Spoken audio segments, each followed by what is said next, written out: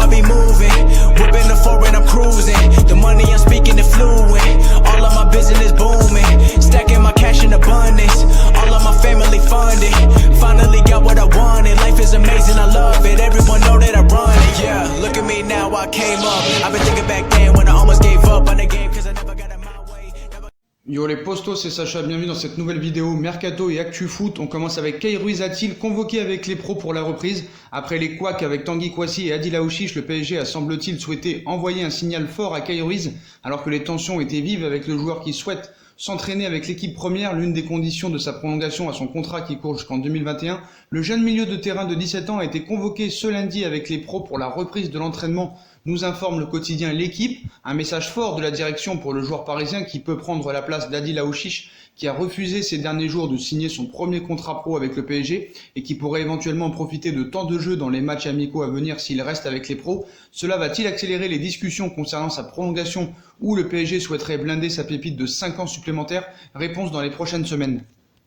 En quête d'un latéral droit pour remplacer Thomas Meunier et épauler Colin Dagba, le Paris Saint-Germain aurait sondé Dodo, le Brésilien du Shakhtar Donetsk, n'est pas insensible à l'intérêt parisien. Thomas Meunier et le Paris Saint-Germain, c'est terminé. Le latéral droit belge s'est déjà engagé avec le Borussia Dortmund jusqu'en 2024 selon les informations de Bild et ne terminera même pas la Ligue des Champions avec le club de la capitale. Pour remplacer le Diable Rouge et épauler Colin Dagba, les Rouges et Bleus cherchent donc un nouvel élément à ce poste. De nombreux noms ont été évoqués ces dernières semaines, mais on apprend ce mardi par nos confrères brésiliens au Globosport que les champions de France, tout comme le Bayern de Munich, suivent aussi les traces de Dodo, 21 ans, cet international espoir brésilien qui avait obtenu la qualification pour les JO de Tokyo aux côtés du Lyonnais Bruno Guimaraes l'hiver dernier, vient de décrocher un nouveau titre de champion d'Ukraine avec le Shakhtar Donetsk, 20 matchs et 1 but cette saison, et ce dernier, sans trop en dire, ne cache pas qu'il est honoré par ses marques d'intérêt où il cite « Je suis très heureux de ces intérêts, ce sont deux des meilleurs clubs européens, je lis des articles à ce sujet, mes agents me transmettent les infos,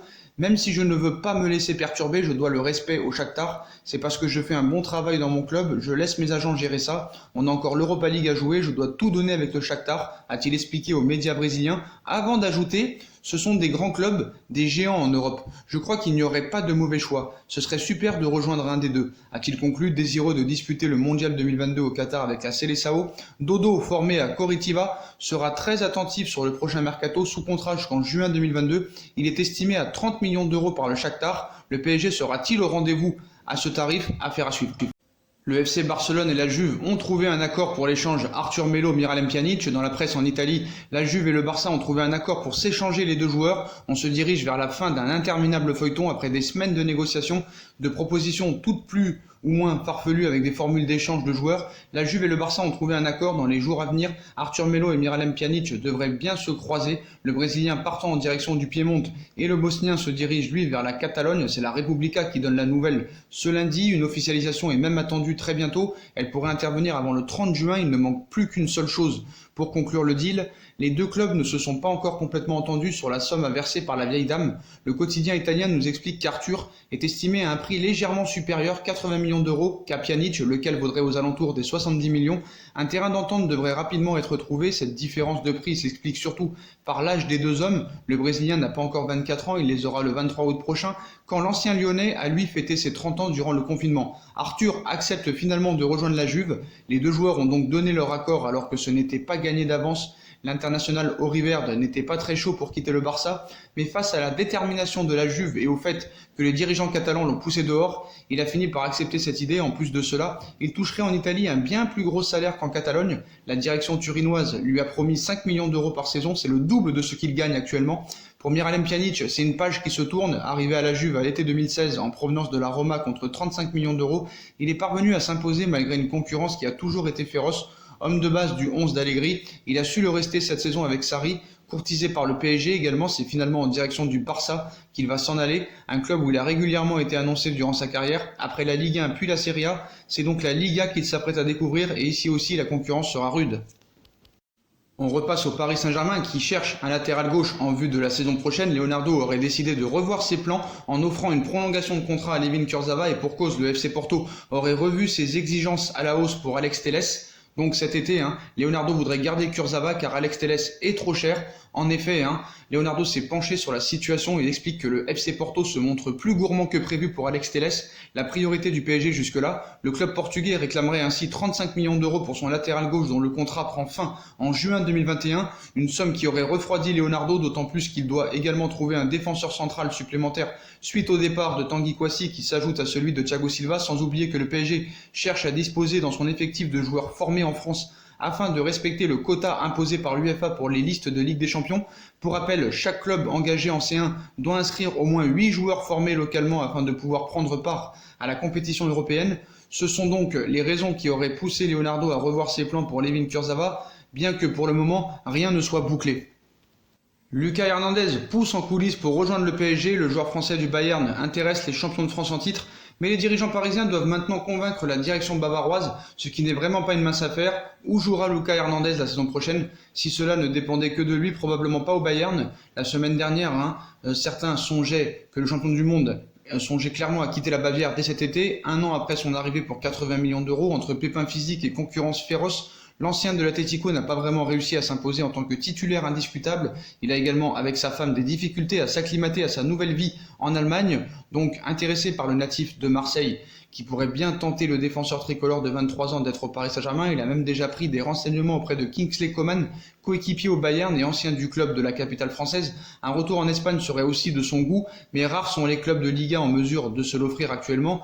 Comme l'avaient expliqué certains médias, l'agent du joueur était à Paris la semaine passée pour rencontrer les dirigeants franciliens. Lucas Hernandez veut rejoindre Paris et d'après les médias, les échanges ont été positifs et un accord n'est pas très loin entre Lucas Hernandez et Paris. Certaines sources n'ont même précisé que les deux parties s'étaient entretenues.